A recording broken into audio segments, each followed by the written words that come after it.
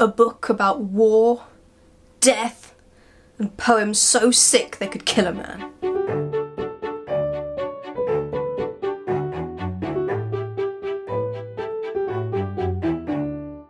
As promised, The Daughter of Lear, or Lear, I think it's Lear, by Diana Norman is another historical novel, this time set in medieval Europe, specifically Ireland around the 1160s. It follows the life of an Irish girl, Finn, who was brought up in Anjou, France as a nun at Fontevraud Abbey, and given the name Boniface. From a young age she has had a certain fire and thirst for power, and dreams of being an abbess. God seemingly grants her this request when she's sent to Kildare in Ireland to take over St. Bridget's. However, her Norman view of Christianity clashes with the Irish's more laid-back attitude and reluctance to let go of traditional and pagan beliefs, and she ends up making an enemy of one of the Irish kings.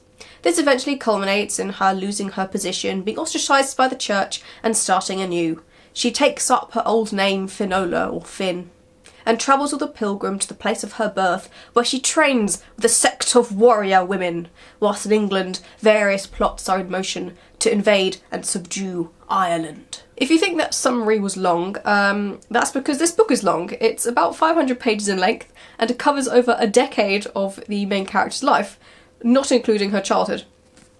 It's also heavily saturated with history and information, which makes it a bit of a slog to get through.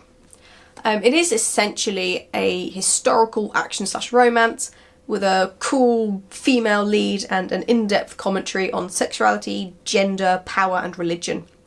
It's, I suppose, quite empowering and progressive, especially considering this was written about 40 years ago in the 80s. But it does still retain a few quirks of its time, such as the depictions of various minorities, but I'll talk about that more later.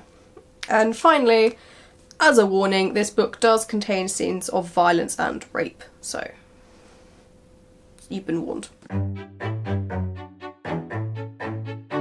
Lots of good things to say about this book. First of all, it's got a lovely writing style, some brilliant descriptions, and it's also very funny, which at first did confuse me, considering how brutal and serious a lot of the events are, but it does actually strike quite a good balance. The humour isn't forced, it's sort of naturally threaded into the prose, into the characters' dialogue, with little remarks and the thought processes, and just those sort of odd moments that happen in life. So it actually makes it almost realistic, despite how much it contrasts with the brutality.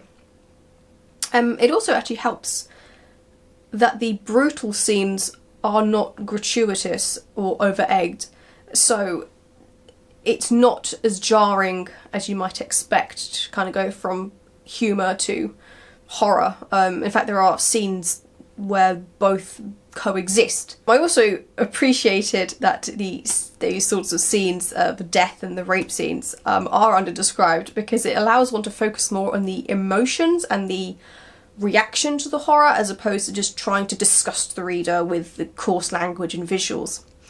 So when someone's head is chopped off, we don't see the blood gushing or the body twitch or anything like that. We just see the axe fall. The characters I found very likeable and I enjoyed following them. We mostly stay with Boniface until she takes her old name Finn, and then we get more of an ensemble cast as she meets more people.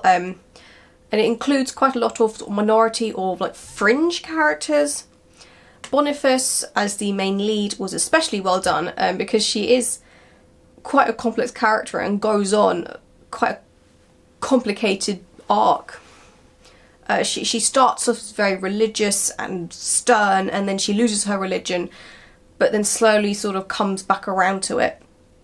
Her attitude towards life and events changes gradually as well, in a very believable manner. She doesn't just start with flaws and then at the end she's gotten over the flaws and is now perfect.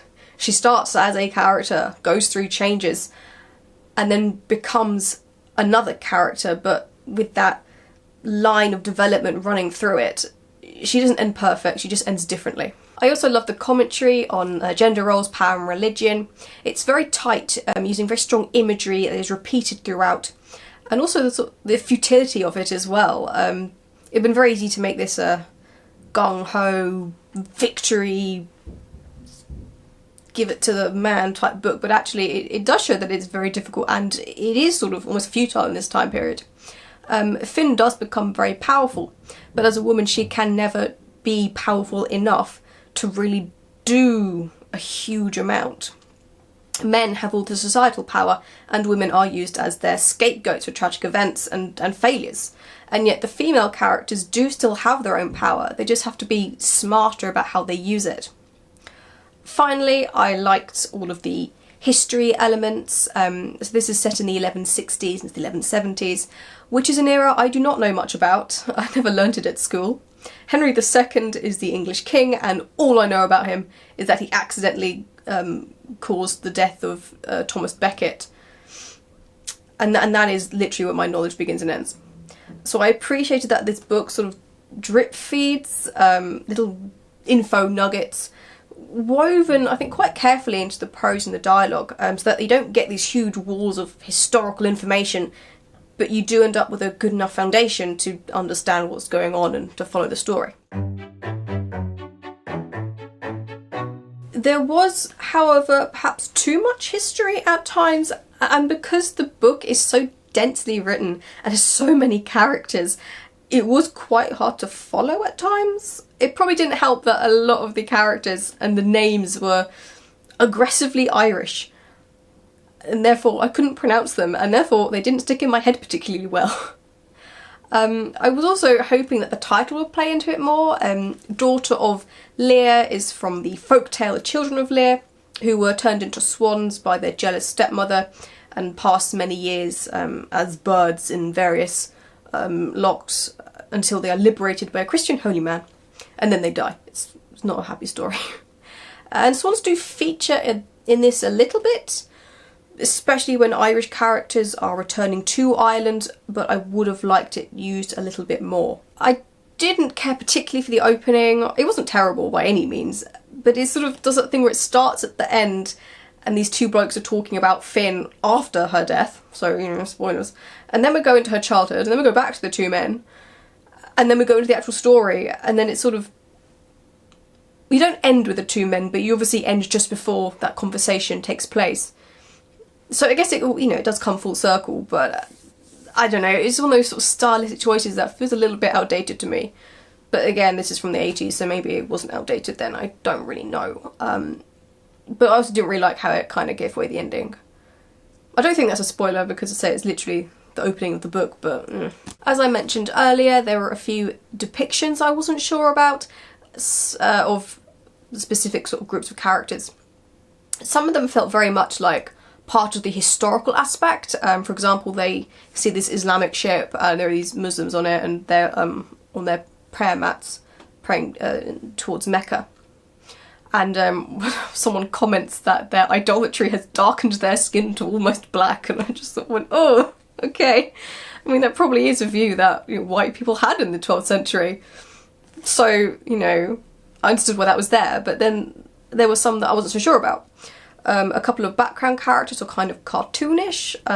There's a monk who is clearly homosexual, because, you know, he's diminutive with long eyelashes and cries a lot and fancies the big butch Viking fellow and says ooh ah a lot, which unfortunately I read in the voice of Kenneth Williams, which I don't think helped. Oh, I do feel queer. And then there was Bella, I think, who is a Jewish lady. So the Jewish population in general may seem stereotypical in this book because they're all like moneylenders who fund all the wars and whatnot, but that is based on historical fact that the church didn't allow Christians to get involved in money lending, and because Jewish people could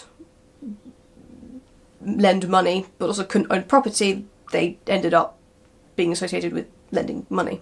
It's obviously far more complicated than that. I've simplified it so much, but essentially. And that's probably where the stereotype we have today of Jewish people being obsessed with money comes from. But Bella is described as looking like the most stereotypical Jewish lady.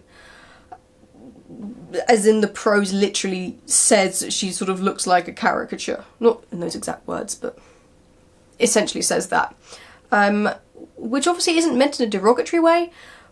And I did actually quite like her as a character, even if she didn't do a huge amount. I just don't know why she needed to look and act like the stereotype. It just seemed a bit random. Finally, the romance was a little bit odd in this. I mean, the way that marriage and all that was approached is in keeping with the time period, but there are major events and plot points based around various romantic feelings which don't really make sense to me. I don't want to go into it too much because it's kind of spoiler territory, but I wasn't totally convinced, so I wasn't sure about that element of it. All in all, this is quite a good read. It is quite long, however, and if you do plan to read it, bear in mind that it was written in the 80s and some depictions are a little odd or outdated. Also, this is not a happy book. It is actually a very tragic book, as a lot of Diana Norman's books are. So if you don't like tragic books, don't read this one. You won't have a fun time. And of course, if you are sensitive to things like violence and rape, it is explicit in this, but not gratuitous, so I'll leave that up to you.